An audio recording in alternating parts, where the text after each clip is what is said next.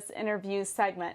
We are doing a Female History Month program series where we will be doing interviews live on Facebook, on HOMTV's fan page, and live on Channel 21. You can see it on Comcast in Hazlet, Okemos, and East Lansing.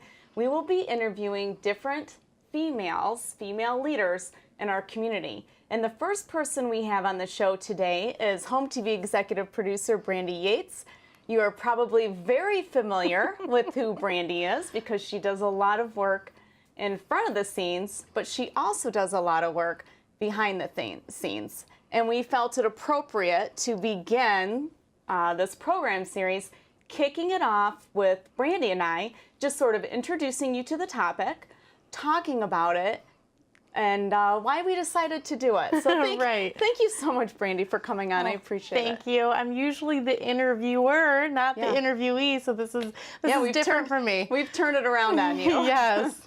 So let's first talk a little bit about, these are each around 10-minute interviews, just to let you know. They're little quick snippets of the person that we're interviewing, their career, and community service that they do.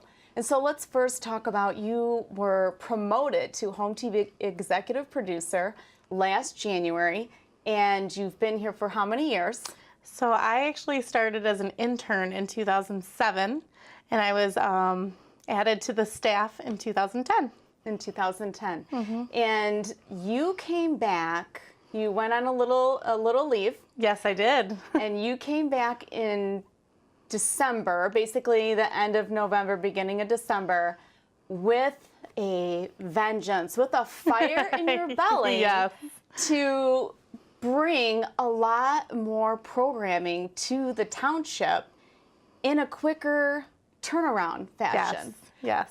Talk about that. Talk about what inspires you to increase programming for the audience. Well, I mean, I took leave because I had a daughter. Congratulations. So, thank you. So Women's History, this is fitting because I am going to be raising a young woman. Yeah. And so being on leave, I loved being home, but I missed it here. Mm-hmm. So I'm glad to hear that, let me tell you. Thanks, Deborah.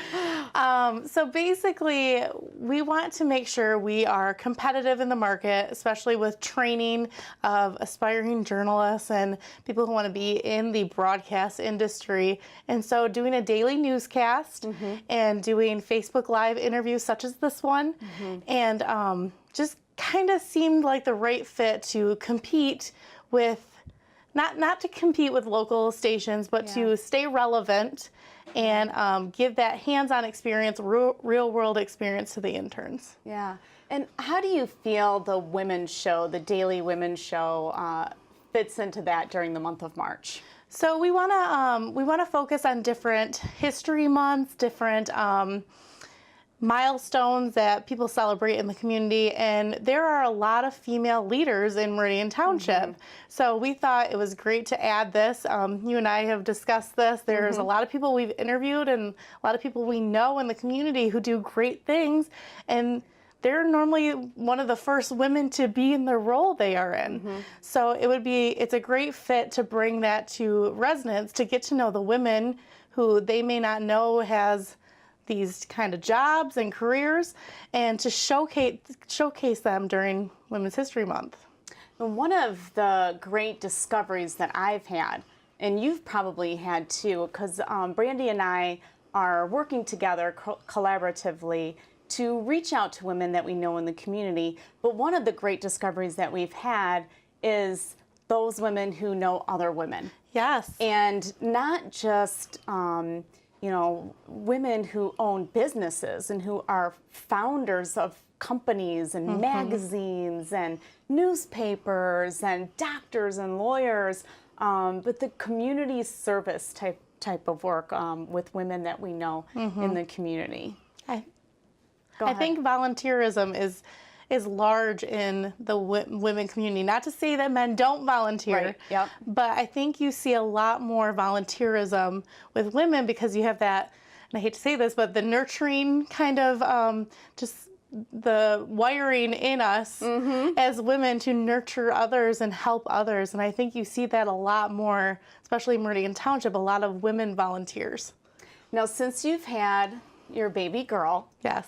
have you noticed or recognized media in a different manner Yes. than prior to having a child? Yes, it's definitely kind of, I was telling my husband, we got to raise her to be a strong leader, and I kind of remember now why my mom taught me way back then to, you don't have to rely on anyone, do it yourself, Yep. get your education, start your career, and I think I'm already thinking of instilling that in my daughter, and it's crazy how that changes once you have a child. Do you find in the media that you're watching today, and it's Yes. changed over time, certainly since I began watching, Yes. and since you began, we have a generation that's switching from watching regular television to watching it through Facebook like Yes. they are right now. I mean, in fact, you were instrumental in hooking up our control room. I don't even know how to technically say it.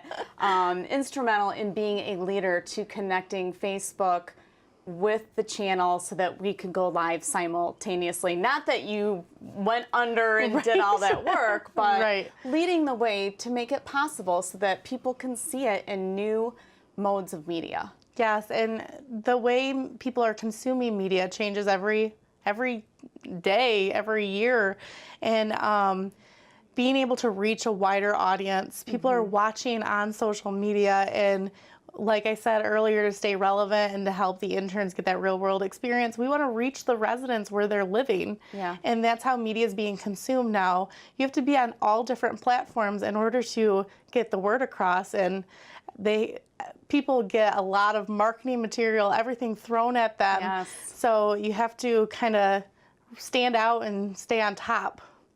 So in the media that you're looking at, and certainly the people at home, the viewers at home that you're watching, do you find it very representative of women, or do you find the everyday women that you know less or more or equally represented as what you're seeing in media? I think it depends on what you're watching. I mean, a lot of people are watching Netflix or those like primetime programs Yeah. and news. I think I see more women in news, and obviously the whole sports. Women in sports media is Yeah, it's growing. surged, hasn't it? Yeah, it's Yeah. growing, and I even see that here when people become interns. There's a lot of women who want to be sports reporters, and that's a competitive market. But I think the everyday woman probably isn't represented quite accurately on what is on nowadays. But I think it's more of an escape tool. Yeah. They don't want it to be like everyday life. It's more of an escape, the media that people are watching. How important is it, do you think, for HOMTV to be able to bring these interviews with women during the March's Women's History Month to the community members, especially with your daughter in mind? It shows women that they can do anything. So I think it's important to showcase the different careers and the different paths women have taken in history. And I know you have plenty of interviews lined up. Yes. March is a kind of long month. And just kind of showcase that. And I think it's important for people to see, and the young girls who could be watching, what they could grow up to be. Anything else you want to say? No, I think that's it. Okay, well, thank you so much for joining me on the first show. Normally, I would be hosting all of the programs, but I happen Yes. to be going out of town tomorrow. And so Brandie will actually be hosting the March is Women's Month program series with Lori Schaefer. She is the interim fire chief for Meridian Township. She is the first female fire chief. And so I'm very jealous that you'll be having that interview, but I know you'll do a fantastic job. Thank you so much. We look forward to that. Thank you so much, and I want to thank you for watching.